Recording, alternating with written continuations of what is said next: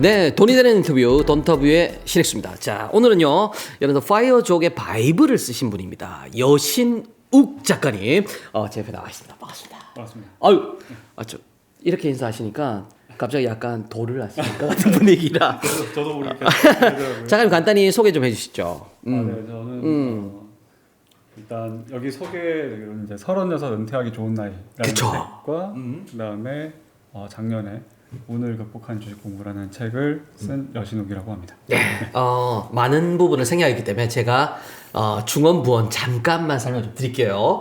원래는 대기업에 근무를 하셨어요, 그죠? 네. 네, S그룹하고 그 다음에 H그룹 네. 맞나요? 네. 그리고 외국계 S가 들어가는 그룹. 네. 네, 거기에 근무하시다가 36세 돈 4억을 모으셨어요, 그죠?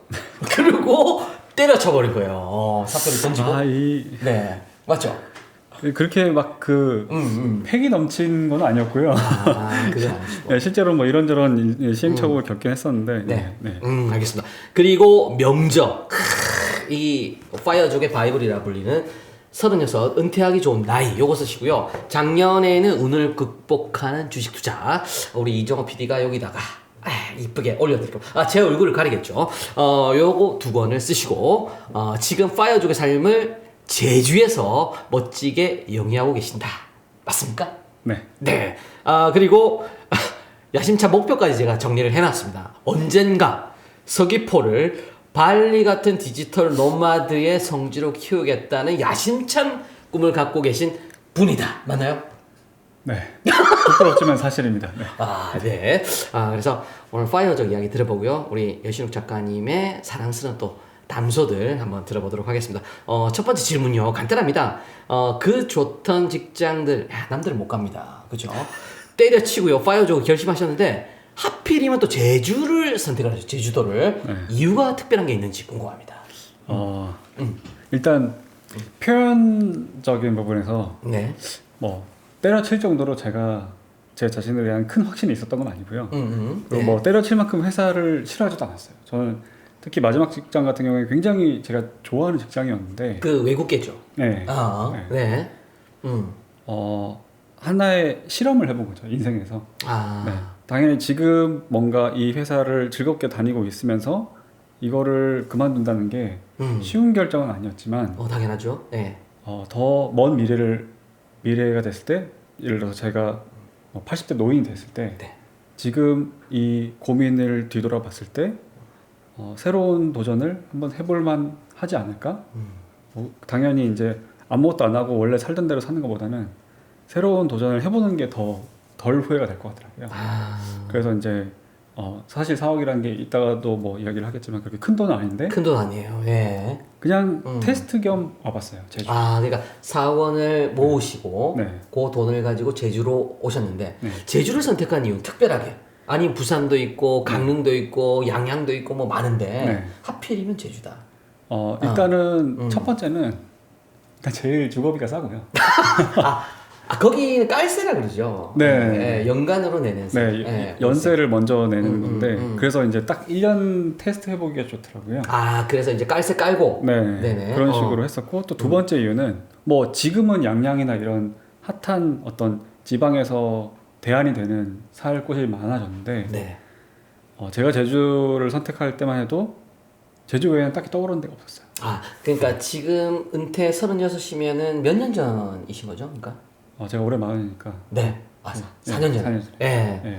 4년 전이면 사실은 제주가 각광을 받았던 게 사실 코로나 터지고부터거든요. 그렇죠. 예, 그러니까 그 전까지는 사실 관심권밖에 없다 좀. 네. 그리고 제가 사실은 추위에 되게 약해요. 약간 머리가 머리 때문일 수도 있어요. 네, 굉장히 추위를 많이 타는데 그래서 갈 수 있는 한 제일 따뜻한 곳을 가자는데 해외는 선택지가 아니었고 그러다 보니까 제주 서귀포 우리나라에서 기온이 제일 높은 곳. 네. 그래서 이제 가게 된 거죠. 야 멋집니다. 따뜻한 남쪽 나라로 튀신 거예요. 두 번째 질문요. 이 책에 보면 사실은 이제 지금부터는 36, 36세 은퇴하기 좋은 나이 이 책에 나오는 질문들인데 이 책의 챕터에 자세히 설명이 돼 있어요. 우리 책 안 사신 분들은 야 나 파이어족 돼보겠다 이런 분들은 한 권씩 사야 돼요. 무조건 필독서입니다. 그 여기 보면 제가 정말 감명을 받는 공식이 하나 있습니다. 파이어족의 공식. 요거가 있어요.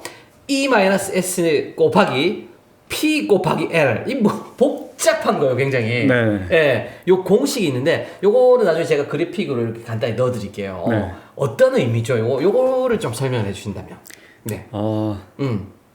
그냥 이제 이 책을 쓴 지 제가 좀 됐으니까 네네. 솔직하게 말씀드리면 되게 쉬운 의미를 좀 그럴듯하게 적은 거라고. 그러니까 쉽게 얘기해서 아껴서 투자하면은 경제적인 자유를 이제 더 누릴 수 있다. 그런 부분이 있거든요. 그러니까 아끼는 부분과 투자하는 부분을 이제 좀 더 구체적으로 파헤쳐 보니까 네.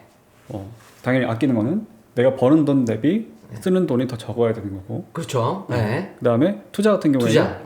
투자를 해서 돈을 벌 수도 있고, 그러니까 그 수익을 낼 수도 있고 손실이 날 수도 있잖아요. 네, 쫄딱 망할 수도 있죠. 예. 네. 근데 투자 수익률 같은 경우에는 곱셈이 작용을 하기 때문에 내 수익률 대비 손실률을 곱한 값.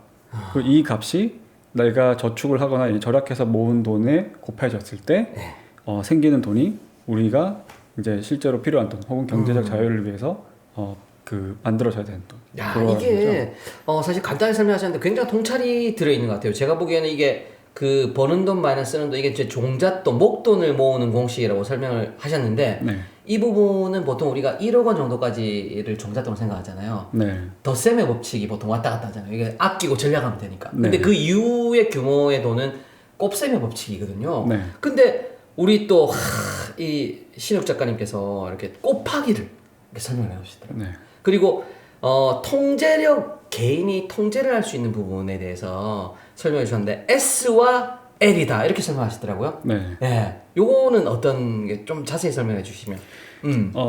그러니까 네. 보통 사람들이 지금보다 돈이 더 많아져야겠다라고 생각을 하면은 네. 돈을 더 벌거나 투자 수익을 더 내는 거를 생각을 많이 하세요. 그렇죠. 근데 늘릴 것만. 결과적으로 봤을 때 내 그 목표를 달성하려면은 오히려 통제가 되는 통제를 바로 할 수 있는 즉각적으로 통제를 할 수 있는 부분이 절약을 하는 거. 그러니까 그 쓰는 돈을 적게 만드는 거. 그렇죠. 10을 쓴다면 5만 쓰면 되는 거잖아요. 네네. 네.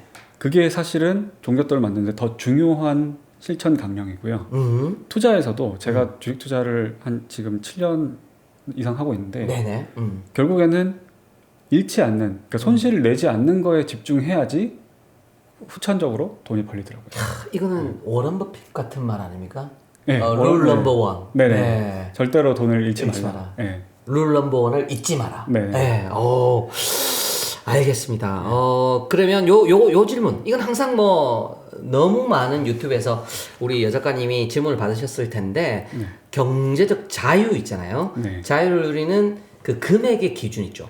4원으로 은퇴를 하셨지만 4원 너무 작아 보이거든요. 네. 지금 생각하는 경제적 자유 은퇴를 할 수 있는 자금의 규모 요거는 어느 정도일까요? 이것도 이제 이번 질문에 좀 이어지는 건데. 네네 그렇죠. 기본적으로 내가 투자 수익만 가지고 생활비가 나오는 시스템을 구축하는 게 중요한 것 같아요. 그러니까 이게 시스템이라고 하는 말은 손을 안 대고도 굴러가는 거죠 자동으로. 네. 손은 안 되죠. 계속 고민을 하고 의사결정은 내리지만 내가 어떤 노동력을 발휘하는 것과 상관없이 내가 갖고 있는 돈이 투자를 통해서 발생시키는 수익이 보통은 이제 수익률도 연수익률로 생각을 많이 하고 네. 우리가 생활비도 연생활비로 생각을 많이 하잖아요. 그래서 연수익률, 연생활비 기준으로 했을 때 네. 내가 1년에 써야 하는 돈, 그러니까 반드시 써야 하는 돈 대비해서 네. 내가 투자를 통해서 수익을 내는 돈이 커지면 그 큰 구조를 꾸준히 유지할 수 있으면 제가 보기에는 이제 그때는 투자 수익만 가지고 뭔가 그 생활을 영위할 수가 있는 거예요. 그러니까 현금 흐름 기준으로 봤을 때 쓰는 네. 돈보다 버는 게 많아지면 시스템으로 네네. 이게 그러니까 노동을 하지 않고 네.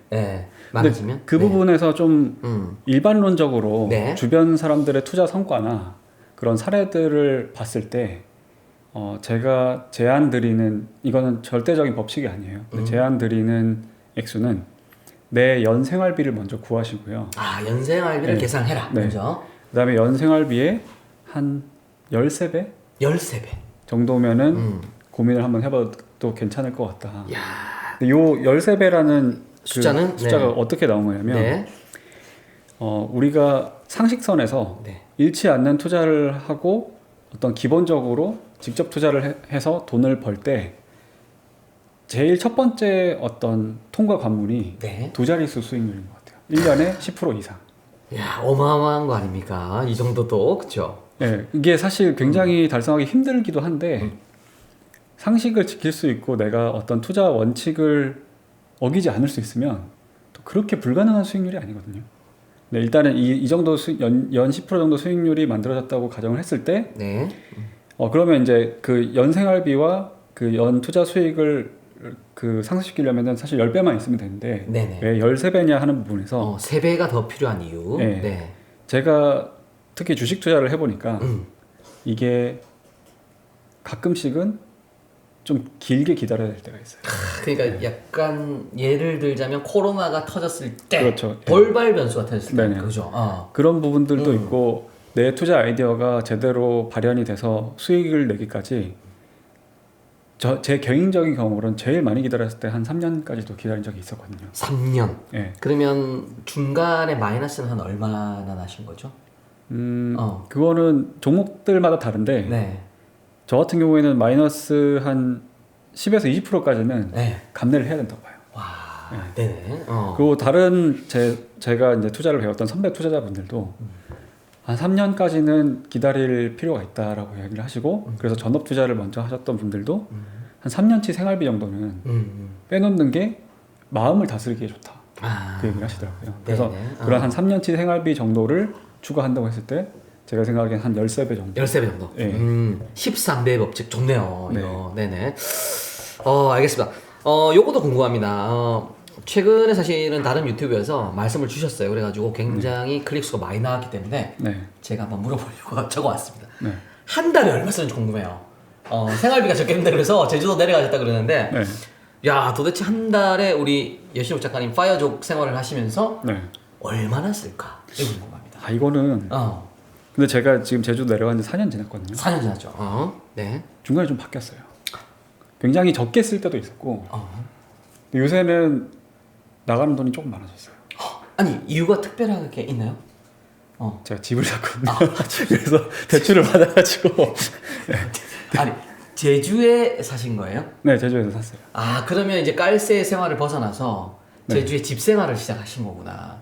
아직 이사는 안 들어갔는데. 이사는 안 들었는데 저지르셨구나 일단. 네, 저질렀죠. 대출을 끼고 레버리지니까 당연히 네. 활용을 하시고. 네. 그래서 대출 이자가 들어가니까. 네. 그 원래 집 사기 전에는 한 달에 얼마 정도 나가셨나요? 요거는 이제 좀 빼놓고. 저는 이제 지금 와이프랑 강아지랑 이렇게 셋이 살고 있는데 네. 그때 기준으로 봤을 때는 그래도 한 3, 400? 그런 것 같아요. 3, 400. 네. 그러면 평균적으로 현금 흐름으로 시스템스 나온 금액은 3, 4배 이상은 되시는. 그렇죠. 네. 뭐 투자 수익만 가지고 그게 커버가 되는 건 아닌데 네네. 제가 뭐 이렇게 책도 쓰기도 하고 그렇죠. 그다음에 온라인에 강의를 올린 것도 있고 뭐 이런저런 좀 최대한 소극적으로 창출할 수 있는 파이프라인을 네. 계속 늘려보려고 하고 있어요. 네네네네. 또 그러면서 좀 더 추가가 된 돈들도 있고 그다음에 이제 와이프 같은 경우에는 제가 제 와이프 얘기를 사실 저보다 제 와이프한테서 배울 게 정말 많거든요. 그렇구나. 네, 근데 이제 와이프 같은 경우에는 집에서 재택으로 사업을 굴리고 있어요. 사업체를 재택으로 굴리고 계신 거예요? 네, 동업자가 있고 네네. 동업자분은 이제 서울에서 이제 일을 하고 있고 이제 와이프도 그렇고 이제 그 동업자분들 이렇게 친한 언니 동생 사이거든요. 네네네. 이런 식으로 해가지고 요즘은 굉장히 적은 리소스만 가지고도 사업체가 굴러가게 할 수가 있으니까. 그 아이템은 어떤 종류인지 물어봐도 괜찮나요? 화장품 제조. 화장품. 판매는 아니고 제조. 제조 판매. 제조 판매. 그러니까 제조는 그 ODM 업체에 아웃소싱을 주고 네네. 이제 유통책임 판매업이라고 그러나요? 화장품 그렇구나. 브랜드를 네네네. 운영을 하고 있죠. 예. 브랜드를 가지고 계시는. 네. 브랜드를 이야기하면 안 되는 거죠. 뭐 어때요? 우리 유튜브인데. 네. 근데요. 아, 상관없나요? 네, 상관없어요. 네. 이 와이프한테 이제 점수는 좀 받겠네요. 당연하죠. 이 영상은 꼭 와이프한테 보여주셔야 됩니다. 자, 브랜드는 그러면 포레덤이라고 네네. 와이프가 친해진 언니랑 그 언니의 친언니 이렇게 셋이서 동을 하고 있어요. 아, 그래서 ODM 줘가지고 네. 만들고, 네, 그다음 판매까지 해서. 네, 기초 화장품 브랜드예요. 야, 근데 집에서 재택으로 다 시스템 네. 갖춰서. 네, 야, 이 돈나무가 여러 군데 있는 거예요. 그러니까 신랑이 이렇게 든든하게 있고, 그다음에 그쵸. 사와 아이템 다 굴리면서, 그리고 최근에 집까지 사셔서, 네. 네. 그래서 결국은 집을 사게 된 거는 와이프 덕이다. 뭐 다 같이 잘했죠. 근데 네. 너무 제가 인터뷰 이제 최근 한 몇 달 동안 많이 나왔는데 네. 너무 제 자랑만 한 것 같아서 와이프한테 좀 미안하더라고요. 그래서 당연하죠. 이 영상은 네. 꼭 와이프님께 네. 보여드리겠습니다. 바로. 그리고 이제 루틴 중에 보면 되게 특이한 게 있어서 제가 이제 이렇게 질문으로 준비를 했는데 아침 명상. 네, 요거 꼭 하시는 걸로 알고 있는데 네, 이게 매일 하는 루틴이면 뭔가 도움이 되는 게 있을 텐데 네. 그때 그 방법 이런 거 좀 이야기를 해주시면 방법이나 도움이 되는 것들. 명상 같은 경우에는 네. 이게 왜 구글 같은 데서는 직원분들한테 생산성 향상을 위해서 막 권장하고 그러잖아요. 그렇죠. 이게 뭐 무슨 앱 같은 것도 들어봐라 네. 이러면서 유튜브 틀어놓고 막 하잖아요. 네. 네네. 제가 투자자다 보니까 명상이 굉장히 그러니까 내 수익률에도 도움이 된다는 걸 깨달은 게 투자나 이런 의사결정을 통해서 돈을 벌려면은 네네. 자기 자신을 객관화해서 인지하는 게 정말 중요하고. 이게 진짜 정말 이 말씀이 이제 좀 와닿는 게 네. 매매를 할 때는 빨려 들어가 있거든 모니터 속에. 네, 맞아요. 그러니까 가끔씩 내가 뭘 하는지 밖에 나와가지고 내려다보라 그러더라고요. 네. 네. 그렇죠. 그렇게 좀 더 먼 발치에서 나를 바라볼 수 있는 제일 효과적인 방법이 네. 명상이더라고요. 그러니까 이게 사실은 몰입을 이야기하는 분들이 많은데 네. 분리를 오히려 해야 된다고 이야기를 하시더라고요. 특히 투자는 그런 것 같아요. 투자는 네. 그래서 내가 어디쯤 와 있나 이런 것들. 네. 그러면 이제 명상하시면서 분리를 하시는 거예요. 그러면 네, 그런 좀 어. 자기 객관화를 하는데 도움이 되기 위해서 명상을 하기도 하고 네네. 기본적인 루틴에서 좀 건강관리 쪽을 많이 신경을 쓰고 있어요.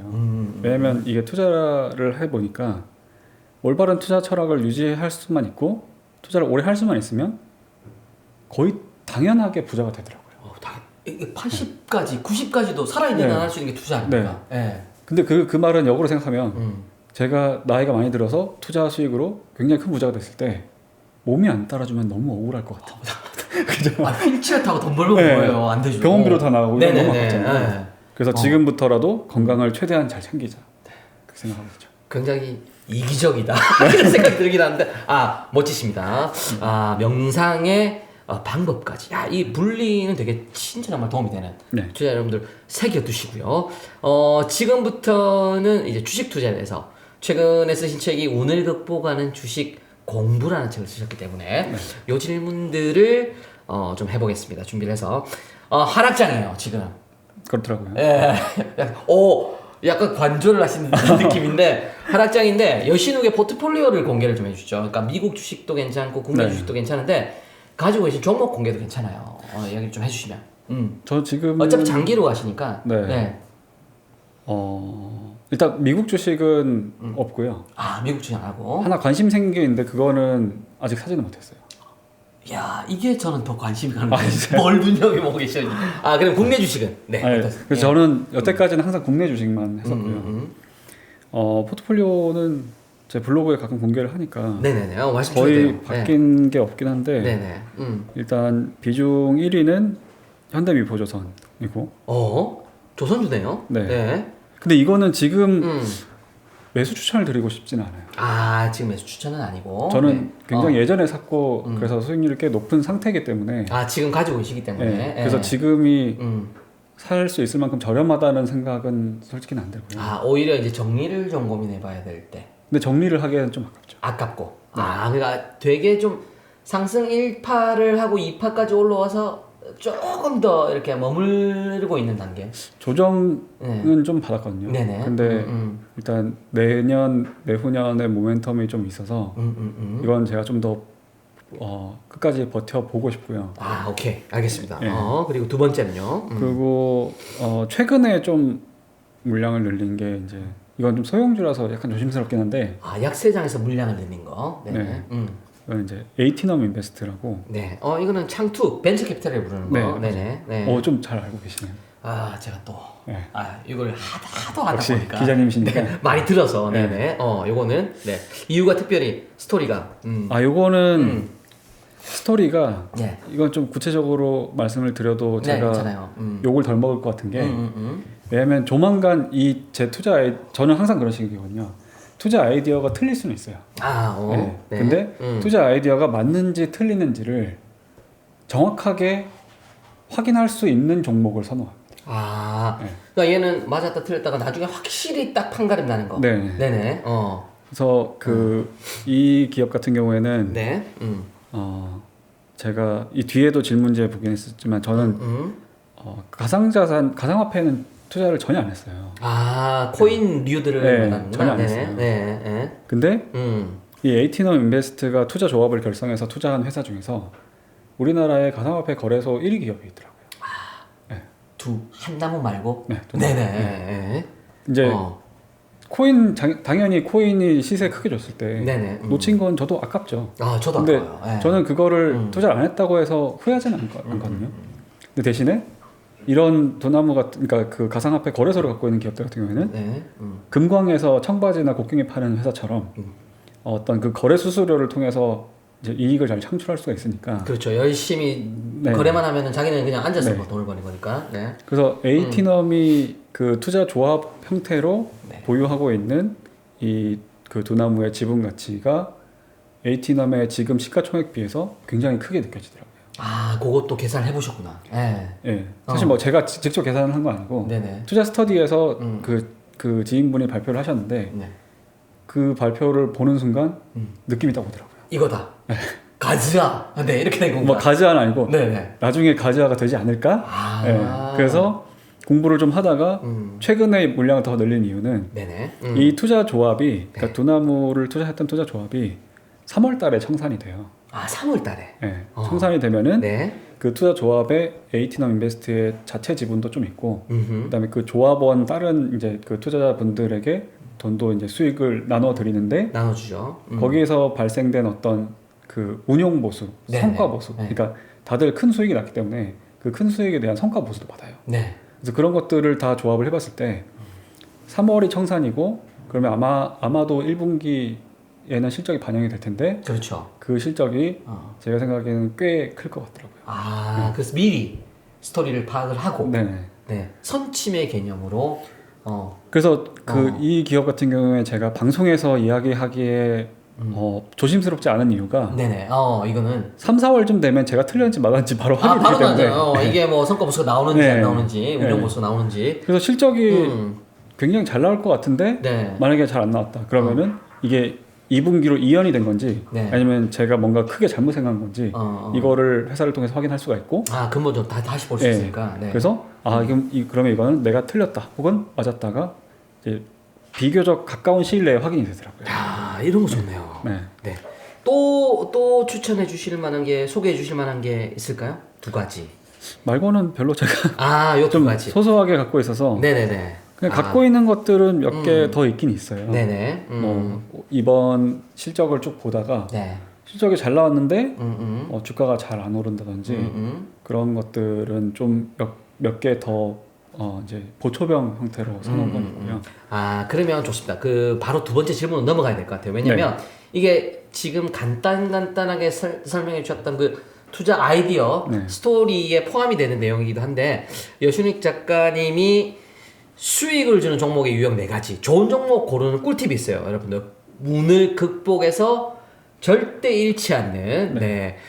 종목의 유형으로 공개를 해주셨던 게 책에도 나옵니다. 여러분들 배당, 성장, 회생, 자산 요 4가지가 있거든요. 요거를 간단하게 좀 설명해 주시면. 네. 일단 이 자체는 조금만 검색해 보시면 금방 나올 텐데 네네. 제가 이런 식으로 카테고라이징을 한 이유가 있어요. 네네. 4가지. 저도 처음 봤어요, 이런 거는. 네네.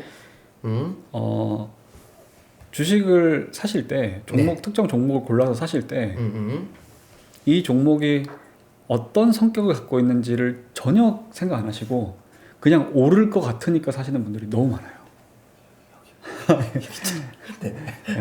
네. 그래서 그런 어떤 좀 처음에는 네. 이 특정 종목이 어떤 성향을 갖고 있는지를 확인했으면 한 마음에서 특히 이제 업황은 좀 안정적이고 네네. 그래서 배당 수익률이 높은 배당주 네. 그다음에 계속해서 매출이나 영업이익이 성장을 하면서 네네. 주가 자체도 좀 높긴 하지만 네. 그 높은 주가가 지속된 성장으로서 정당화되고 계속해서 더 그 돈을 벌 수 있는 성장주. 네, 성장주 그다음에 이렇게 분류했고 지금은 뭐 주가도 완전 바닥에 딱 떨어져 있고 그 실적도 잘 못 내지만 네.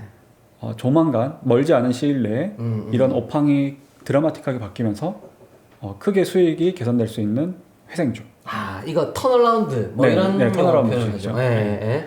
그리고 마지막으로 네. 시가총액 자체보다 네. 이미 여태까지 벌어놓은 돈이라든지 그 투자한 부동산 자산이라든지 이런 네. 것들이 더 큰 회사들이 있어요. 자산주. 아, 자산주. 네. 대표적으로 불황 때 잘 가는 주식이죠, 자산주가. 네. 네네. 요즘 자산주들이 약간 꿈틀거리는 것 같긴 하더라고요. 관심 있는 자산주 혹시 기억나는 거? 뭐 여러 가지 있는데 네네. 대표적인 게 사실은 아까 AT랑도 말하자면 자산주에 속할 수 있고. 그런 뭐 성장주고 자산주고 다 분류가 가능한 거니까. 네. 왜냐면 같이 또 나올 만한 자산들로 네. 포함되니까. 알겠습니다. 그러면 요런 거 특이한 챕터를 제가 발견을 했는데 책을 보다가 네. 요런 거 있어요. 한 번 사면 보통 언제까지 갖고 있어야 하나요? 이런 질문들 많이 하는데 네. 보니까 여작가님이 또 분류를 해놓으셨어요. 그래서 3년에서 5년짜리 네. 보유하면 좋은 게 있다. 네. 그다음에 1년에 3년짜리가 있다. 네. 그리고 3개월에서 1년짜리 정도. 네. 그 다음에 1개월 이내 보유. 이건 제가 좋아합니다. 1개월 이내 보유 이런 거. 분류를 해주셨는데 요거는 어떤 기준으로 좀 분류가 되어 있는지 궁금합니다. 설명 좀. 네. 이것도 이전 질문에 연결이 되는 건데 네네. 너무 많은 분들이 음. 특정 종목을 살 때 왜 사는지에 대한 질문을 너무 적게 하시는 것 같아요. 네. 그래서 문제가 되는 부분이 사서 그냥 뭐 운 좋아서 오르면은 기분 좋게 팔고 수익 실현을 하면 되는데 물렸을 때 있잖아요.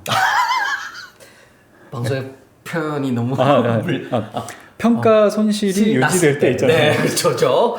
약세 장이어서. 네. 제가 너무 일반인이어가지고. 괜찮아. 물렸을 때 좋아요. 네. 네네. 그때 어떻게 해야 될지를 모르신단 말이에요. 모르죠. 근데 이런 사자마자 오르지 않고 평가 손실이 유지될 때를 시나리오를 그리고 들어가셔야 되거든요. 잃어버렸을 때. 네. 예를 들어서 내가 생각한 투자 아이디어가 실현이 되려면 얼마나 걸리는지도 그 투자 아이디어의 성질에 따라서 달라요. 예를 들어서 네. 진짜로 1개월 이내에 바로 팔 수 있는 종목이라고 하면은 AT랑 같은 거. 네. 그쵸, 다음 달이니까. 네. 3월을 보니까. 네네. 1개월 이내에 그 투자 아이디어의 그 맞고 틀리고를 확인할 수 있어야 되잖아요. 네네네. 그런 건 보통 이제 이벤트 드리븐이라고 이야기를 하는데 이벤트 드리븐. 이벤트가 끌고 간다 이거죠. 네, 특정 이벤트가 네. 스케줄이 되어 있고 그걸 보고 투자를 하는 거죠. 네네. 근데 이게 만약에 바로 다음 달에 확인할 수 있다. 네네. 그러면 이제 그런 식으로 접근할 수 있는 거고. 네네. 좋네요. 이게 제일 마음에 들어요, 저는. 네. 그리고 네. 좀 더 길게 보면은 뭐 3개월에서 1년 정도는 네. 이거는 지금 우리나라에서 좀 열심히 공부하는 주식 투자자분들이 제일 선호하는 네네. 이제 그 구간인데 분기별 실적을 체크를 하시는 거예요. 분기별 실적. 분기별 실적을 이런 다양한 자료들 통해서 예측을 하고 네. 그 실적이 맞았을 때 주가가 거기에 화답하면은 네. 매도를 하는. 네. 그러니까 이런 거는 뭐 발표일이 4월, 뭐 7월, 뭐 그쵸, 이렇게 그쵸. 되면 그 전에 네. 미리 선침해를 좀 해놨다가 발표 날 때쯤 정리를 한 번씩 해주는. 네. 분기별로 이런. 이제 네. 그 실적을 확인을 할 수가 있으니까 네네. 그런 방법이 있고. 근데 그거보다 좀 더 길다. 뭐 1년에서 3년. 제가 선호하는 건데. 아까 현대미포조선 뭐 이런 것들. 네. 네. 미포는 조금 더 멀긴 해요. 조금 네. 더. 네네. 근데 보통 이제 1년에서 3년이라 그러면은 사실은 저는 초보 투자자분들이 제일 직관적으로 투자 아이디어를 세우기 좋은 방법이라고 생각하거든요. 1년, 3년 구간이. 그 정도를 다 생각을 하지 않나요? 처음에 투자할 때는 그죠? 그렇죠. 근데 그때까지 안 기다려요. 진짜. 아무도 안 기다려요. 진짜. 네, 저도 사실 잘 못 기다려요. 네. 저는 당연하죠. 네. 네. 네, 근데 이게 날씨로 생각하시면은 네네. 우리가 당장 내일 몇 도가 될지를 예측하는 거는 기상청도 정말 애를 먹거든요. 안 되죠. 네. 되죠. 근데 네. 덥다, 겨울에 춥다는 계절로는 되죠 예측이. 모두 예측을 하세요. 네, 겨울에 춥지. 네. 네. 그 정도 시계열로 예측을 하시라는 거죠. 아 길게 보고 좀. 네. 음. 한 뭐 1, 2년 뒤에 네. 필연적으로 벌어질 수밖에 없는 일들은 네. 네. 뭐 신문만 잘 보더라도 음. 어느 정도 예상을 할 수가 있는데 그런 것들을 네. 이제 그 실제로 1년, 3년 정도를 기다리면서 수익을 실현하는 그런 부분이 있고 네. 그보다 이상 멀어지는 야 이거 저 관심은 없지만 네. 들어볼게요. 네. 3년에서 막 5년짜리 이런 것들 네. 엄청나게 길게 가는 건데. 네. 이 경우에는 음. 어느 정도 메가 트렌드가 있는 것 같아요. 아 그러니까 막 5G 이야기 나오듯이 막 그런 것들 자율주행 막 이런 것들. 그렇죠. 자율주행일 수도 있고 전기차, 수소차 이런 것들. 아 큰 메가 트렌드들. 네. 네. 사실 이 부분에 대해서도 제가 이왕 나온 김에 드리고 싶은 말씀은 작년에 전기차 관련주들이 주가가 엄청 좋았을 때 신나게 따라 산 분들 많을 거예요. 당연하죠. 막 언론에 맨날 보도되고 네. 막 이러잖아요. 유튜브 떠들고 막. 근데 그분들이 공통적으로 생각한 게 전기차는 앞으로 10년 트렌드라고 생각을 하세요. 아 그쵸. 네. 어. 근데 올 초에 전기차 쪽이 밸류에이션이 높다 보니까 조정을 좀 많이 받았는데 네. 2022년 초입니다. 네. 아마 그 작년에 그렇게 신나게 따라 산 분들 중에서 네. 지금 올해 초를 견디기 힘들어하는 분들이 너무 많을 거예요. 네. 저는 이렇게 말씀드리고 싶어요. 어차피 10년 트렌드라고 생각하고 들어왔으면 10년 기다릴 각오를 안 하고 도망가면은 네. 돈 못 버는 거예요. 야, 네. 그러니까 이 말씀이 여기도 나와요. 이 책에도 보면 장기적으로 우상향인데 중간에 구덩이 있고요. 네. 그림을 직접 그려놓으셨어요. 여기는 호수도 있고 함정도 있고 막 뱀도 있고 막 이래요. 막 그런 걸 다 견디라는 거죠. 네네네. 아, 그러니까 3년에서 5년을 생각했다면. 그렇죠. 뭐 전기차도 그렇고 자율주행은 지금 당장 뭔가 상용화는 안 됐지만 앞으로 당연히 각광받을 섹터고 당연하죠. 뭐 우주항공 쪽도 우주항공 있었고. 쪽도 그렇죠. 네, 그런 좀 약간 미래 산업이고 기술의 발전에 따른 메가 트렌드에 부합되는 그런 쪽이 좀 중장기로 투자하기 좋은. 네, 알겠습니다.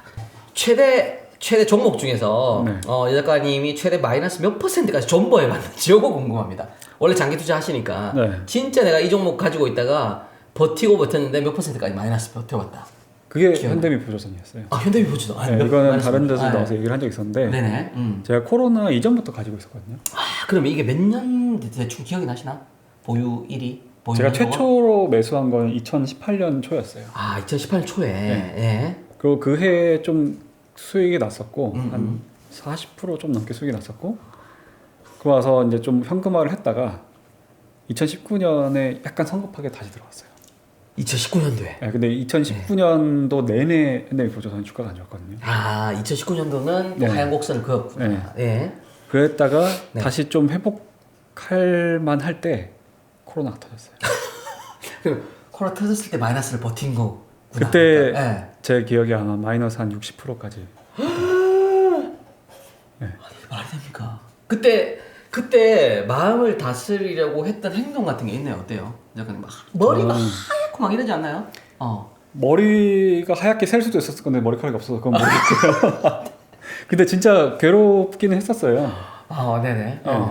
근데 예. 그런 거죠. 진짜 이게 제가 생각한 것보다는 네. 너무 주가가 내려왔고 근데 더 문제는 이 코로나 직후에 주가들이 굉장히 빨리 상승했잖아요. 급등을 했죠. V자 네. 반등이잖아요. 네, V자 반등했었는데 네네. 예. 조선 쪽은 그 해 10월까지 안 좋았어요. 그때도 반등을 못하고 약간 반등을- 서서히. 예, 예. 제가 한 마이너스 아마 한 30% 정도까지 회복이 된 건데 예. 30% 마이너스 20% 정도까지 회복이 됐었는데 네. 그대로 남들은 다 수익 전환하고 막 이렇게 이야기를 하는데 그렇죠. 저는 그거를 10월까지 마음고생을 했거든요.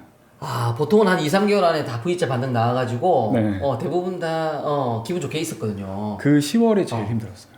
저는 그래서? 3월보다 10월이 더 힘들었어요. 오히려 회복이 일부 되고 난 뒤에. 네. 어. 그래서 그때 음. 이런 생각도 했어요. 너무 주가가 안 오르니까 논리적으로 생각하면 아무리 생각해도 그 제 투자 아이디어가 맞는데 네. 주가가 너무 이게 반응이 없으니까 나도 모르는 틀린 뭔가가 있는가? 물론 당연히 이제 틀렸으면 제가 그걸 모르고 있었겠죠. 그러니까 뭔가 내가 잘못하긴 한 건가 보다라고 생각했어요. 그러니까 투자 아이디어 자체에 대한 회의감 이런 네. 거네. 예. 근데 손절도 못 하겠는 거예요. 왜냐면 이미 다른 섹터나 다른 종목들은 다 회복 이상으로 갔어요. 네네네. 네. 이 상황에서 그러니까 저점 대비해서 막 100%씩 오른 것도 있고 그런데 제가 손실을 확정하고 또다시 이 손실을 만회할 만큼 고수익을 낼 만한 종목이 안 보이더라고요. 아, 미포조선밖에 없다. 유포조선밖에 없다기보다는 대안이 없다. 대안이 그러니까 없다. 이거를 다시 더 고수익을 낼 만한 종목을 찾을 능력이 뭐 그런 종목이 당연히 있었겠죠. 근데 네. 저는 공부를 못했다. 그러면 음. 손실을 확정하지 말자. 아. 이걸로 이게 이제 그 최소한 손실이 사라질 때까지만이라도 기다리자라고 생각을 했었는데 네네. 막상 오르기 시작하니까 계속 오르더라고요. 아, 그러니까 10월달 이후부터 이제 기쁨의 영역이 네. 오게 되는 거네요. 네. 네. 그래서 이듬해 그러니까 제가 마이너스 60%까지 갔다 그랬는데 네네. 이듬해 고점 부분에서는 네. 140% 정도 수익이 났었어요. 수익률이 140%. 네. 와. 그래서 그때 이제 좀 덜어내고 이제 남은 거는 지금 계속 가지고 있어요. 아, 보유 중이시고. 네. 야, 60%대 마이너스 때 잘라버렸으면 정말 땅을 치고 후회. 네. 네. 근데 그 최근 들어서 그 정도까지는 아니더라도 네네. 평가 손실이 큰 이제 투자 입문자분들이 있을 거예요. 네네, 그렇죠. 갖고 있는 종목이 너무 비싸게 샀다고 하면은 그거는 아마 보이실 거고 그렇게 비싸지 않고 내가 나름대로 공부를 했다고 생각하고 샀는데 아, 그렇죠. 가격이 가치보다 훨씬 낮아서 샀는데. 예. 그런데도 지금 평가 손실이 크다고 하면은 그거 손절 안 하셨으면 좋겠어요. 아, 투자 아이디어를 믿고 가라. 네. 아, 실력 있고 경험이 많은 투자자분들은 교체 매매를 해서 만회를 하세요. 아, 그렇죠. 바닥이 따뜻한 곳으로 이동을 하잖아요. 네네네. 이렇게. 예. 근데 내가 투자를 시작한 지 2년이 안 넘었다. 코로나 이후에 투자를 했다. 그런 분들은 교체 매매를 할 만큼 실력이 안 쌓여 있어요. 근데 교체 매매를 해가지고 내가 뭔가를 더 빨리 만회하려고 노력하는 게 오히려 다른 함정에도 빠지게 될 수도 있다는 거죠. 네. 교체한 것마다 빠지잖아요. 네. 네. 반면에 내가 생각하기에 너무 비합리적으로 산 게 아니라고 하면은 더 버텨가지고 손실을 수익으로 전환시키는 경험을 꼭 해보셔야 된다. 아, 최소 1년 이상 네. 보유를 해서 손실이 났던 거를 수익으로 전환하는 경험을 딱 한 번만 해보면 주식 투자 자체가 굉장히 다르게 보여요. 진짜 투자로 보이기 시작하는 네. 투기가 아니고. 네. 저는 안 됩니다. 버티질 못해요. 그래서 이게 그 네. 수익률로 보면은 뭐 교체 매매해서 더 그런 기회 비용을 놓쳤다고 생각할 수가 있지만 네네. 10년, 20년 뒤에 투자자로서의 나의 정체성을 생각하면은 그 경험을 한 번은 무조건 겪고 가셔야 돼요. 아, 그래야지 성숙하고 네. 성장하는 거죠. 요거 궁금합니다. 미국 주식, 비트코인 네. 안 하신다고 하셨는데 네. 진짜 여기에 대한 투자 의견은 어떠세요? 요즘 너무 많이 하니까. 서학개미도 있고 네. 코인충이라고까지 이야기를 할 정도로 네. 많은 분들이 하는데 어떠세요?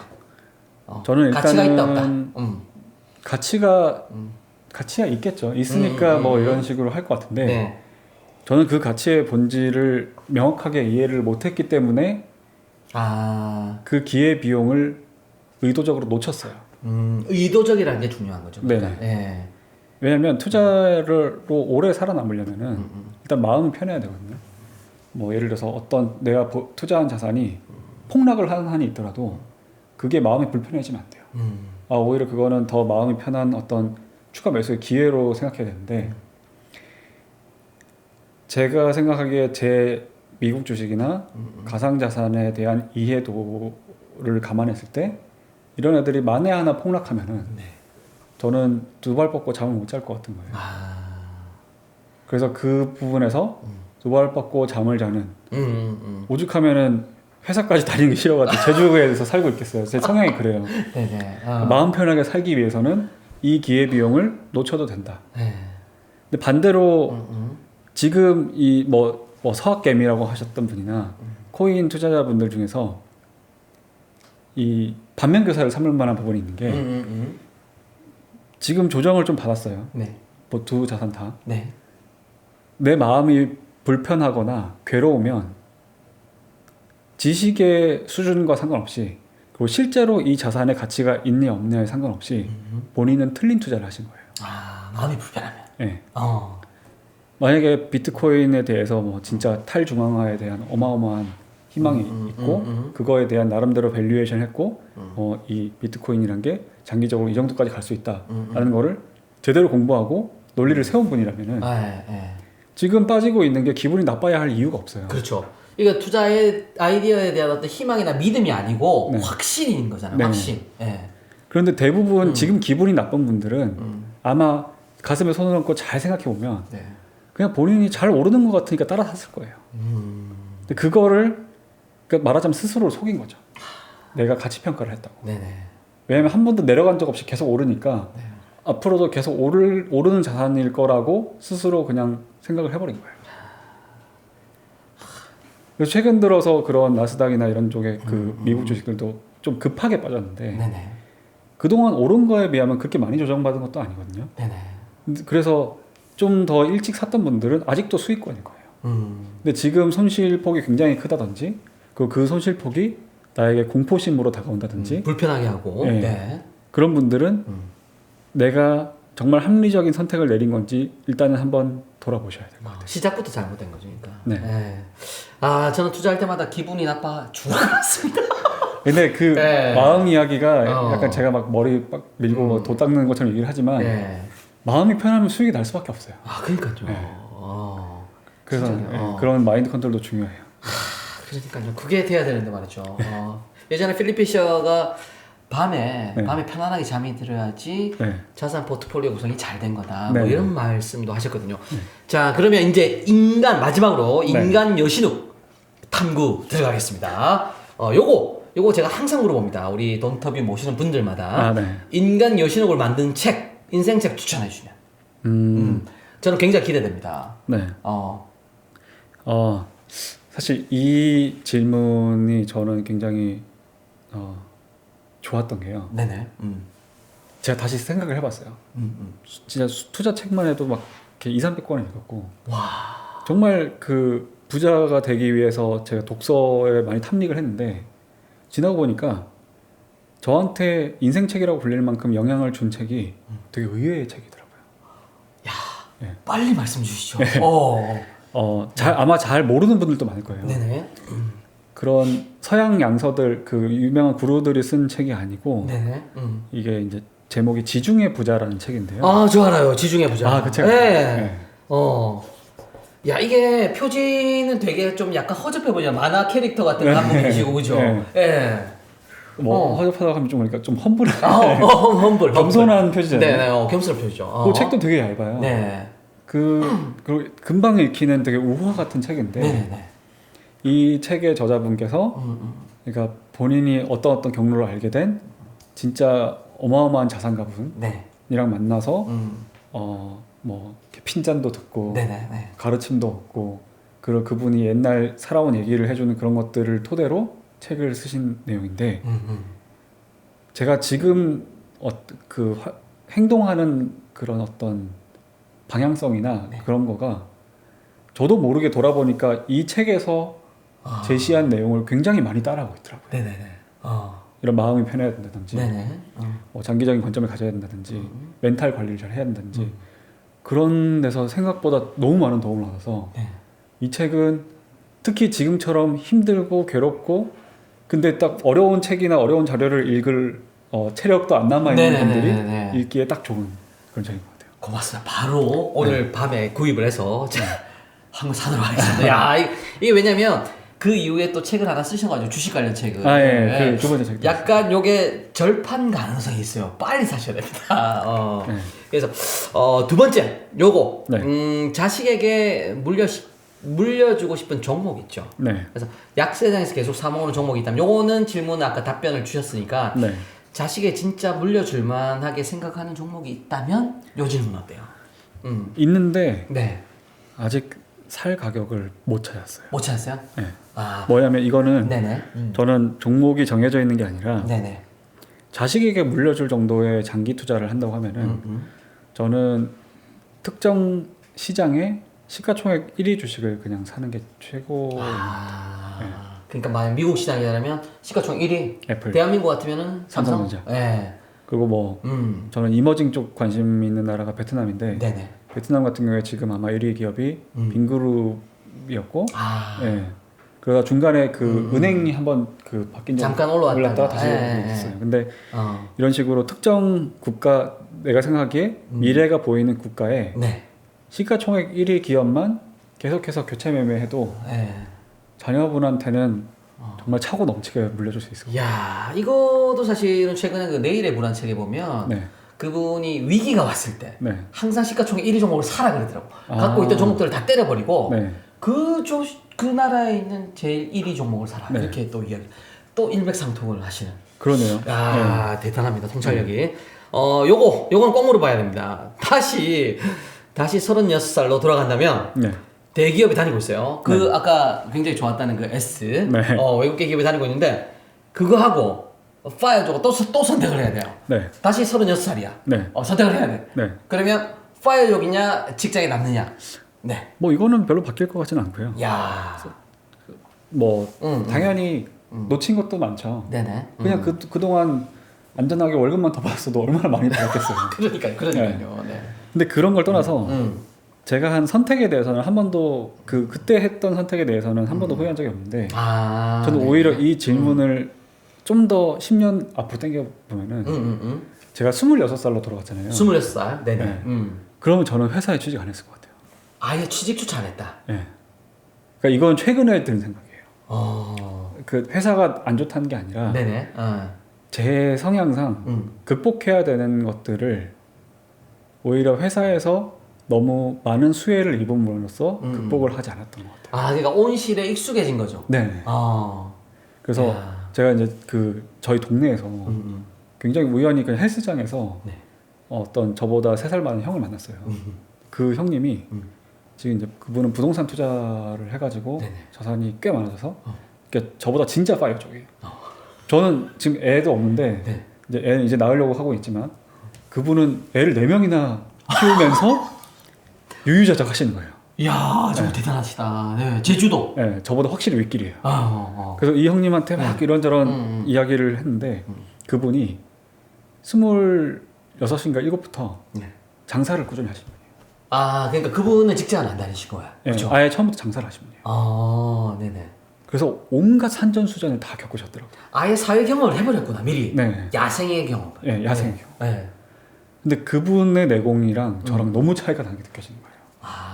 대화를 나누면 고수끼리는 금방 알죠. 네네. 일한만 겨뤄봐도 안다 그러잖아요. 되게 수더분하게 이야기를 하시는데 그 깊이나 이런 게 제가 도저히 따라갈 수가 없어요.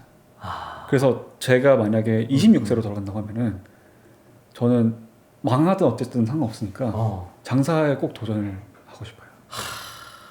이거를 저희 애한테도 가르쳐야 되는데 이놈은 공부도 안 하고. 지금은 하고 싶어도 겁나서 못 하겠는 거예요. 그렇죠. 안 되죠. 잃을 게 너무 많으니까. 근데 그때 잃을 게 없을 때라고 하면은 네.